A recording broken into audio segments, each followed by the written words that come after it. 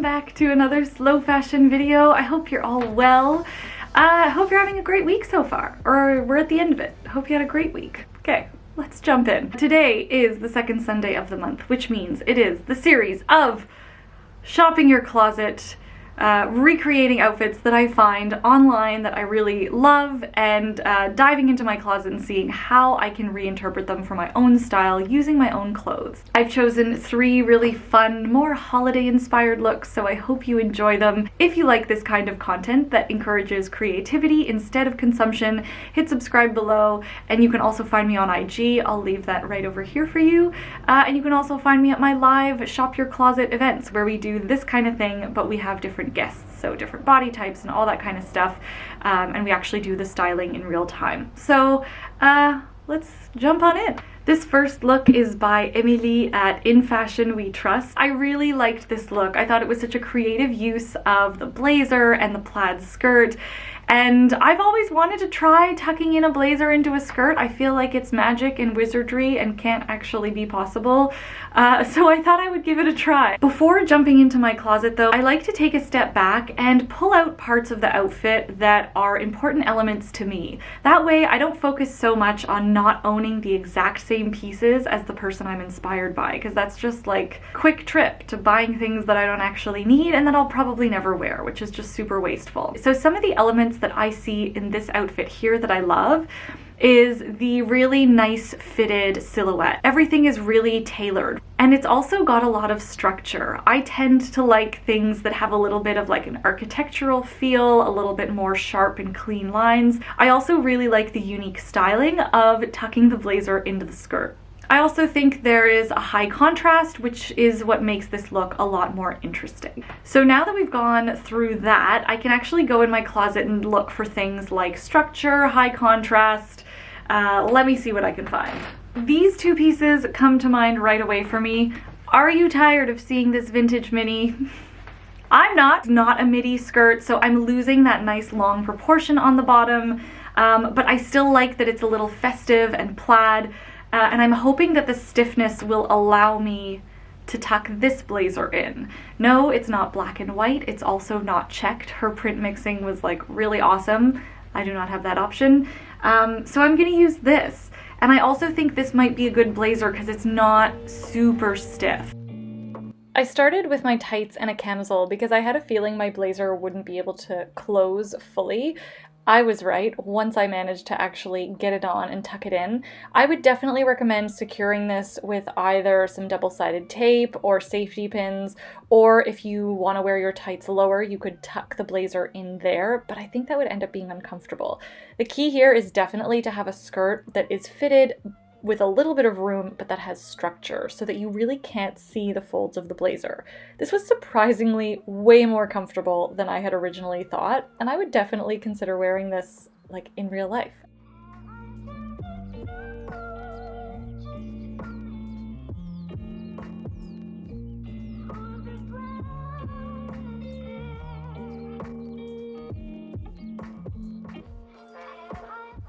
Just for fun, I wanted to see if I could create the same look with a different technique. So rather than tucking the blazer in, which might not be available to everyone because it really takes a specific kind of skirt, I belted it. I felt like it was a little bit heavy, so I switched the little shoe for a pair of boots. And I think this is okay, but I actually prefer my original interpretation. This next look is by Abishola, whose style I really love. It's very minimal, but super impactful. I like the use of red and white here. I thought it was really festive. Unfortunately, for your eyeballs, I do not have that beautiful burgundy, rich red color in my closet. The elements that stand out most for me here are the beautiful combination of texture, like that really cool leather skirt combined with the wool coat. I also love that monochromatic column that's being created. And the other element that I find really interesting is the high contrast, along with a very delicate shoe with that oversized proportion and that oversized long coat. For those of you that have been here before, I think you might know already what's gonna happen. Black leather pants, my black mock neck sweater. It's, yes, I know, we're working with black. It's not very exciting, but it's what I have. and this caramel wool coat. I think we'll really nail the proportions here because this is very oversized. It's also a nice contrast to the black. And for the shoes, my lovely secondhand Manolo slingbacks. They don't have the little diamante at the toe, but I really like how they're like that nice pointy and they're very delicate, which I think is a really nice offset and juxtaposition of style to all of that like heavier leather and stuff. So wish me luck. If you're wondering how my shoes ended up in Montreal when I didn't bring them originally, I did have an appointment back home and I knew I wanted to create some holiday content, so I grabbed a couple of key pieces that I thought I could use. So I'm glad I brought them. Here's how I'm building the look. I ended up tucking in the top to really accent that high neck that we have in our inspiration. Since I'm wearing black and not that really nice burgundy combo, I thought I would add a belt to create a little bit more visual interest. It also feels a little bit more me. And here it is! I actually love how this turned out, particularly that interesting balance between the delicate shoe and the heavier top.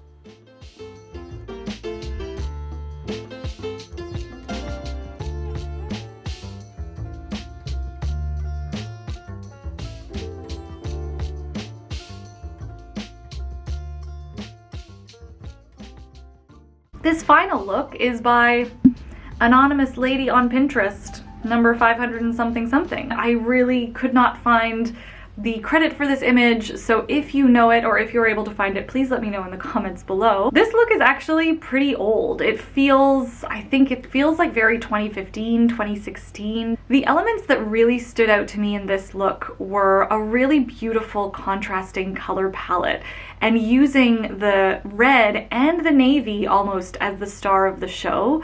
I loved the coordination between the white blouse underneath and the little loafer. I also love that there are so many unique styles included. Like there's a very romantic blouse, a very simple and almost androgynous kind of loafer, a box bag. There's a lot going on in this look.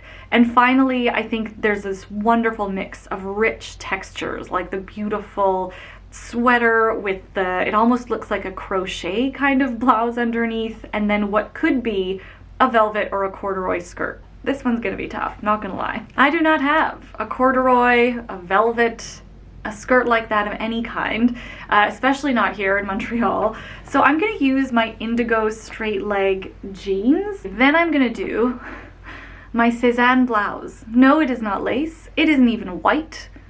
It's nowhere near our inspiration, but it's what I've got. The reason why I chose this is because of the texture. So I'm totally missing the color play, but it's got that nice silky texture that will work, that will be like a nice little tension to either of these sweaters. I've got this gray V-neck or this oversized, like beigey, very, very desaturated camel color. No, neither of them have, you know, that giant, beautiful motif on them. But you know, just gonna work with what we have. I'll have more of like a monochromatic story going on underneath. There's a little less contrast, but we'll see. I'm gonna test those two sweaters and see which we like best. And shoes, I mean, I don't have anything like that here with me. A sneaker isn't really realistic for me right now. I'm literally staring at a snowstorm. So the shoes are gonna, I think, depend on what sweater gets used. So here we go. I threw on a pair of fishnet tights to make it more realistic. I always feel like in the winter, going totally barefoot doesn't make a lot of sense. So here's my monochromatic base with the added gray sweater. I've kept the sleeves rolled up, but I don't know that this is really working. Even with the shoe, it does feel a little bit better, but it feels too prim and proper and lacks that really interesting style mix. To add a little bit of edge, I've swapped out the shoes for boots, and I've added my little red bag for a pop of color, but it's still not feeling quite right.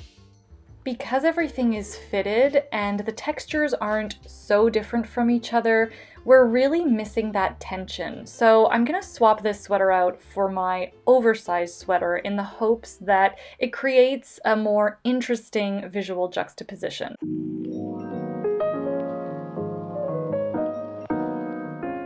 Yes, this is so much better, except now I find the boots are a little bit too heavy or they feel a little bit too predictable with that oversized sweater. So I'm gonna swap those back for the little slingback shoe because I think that provides, again, a little bit more tension between the bulk and the oversized sweater with something really delicate on the foot. And here it is. I actually love how this turned out. Even if it's really far from our inspo, I have zero crocheted accents and I don't have that beautiful skirt, but I definitely would never have put this together before and I love it. So that's a win.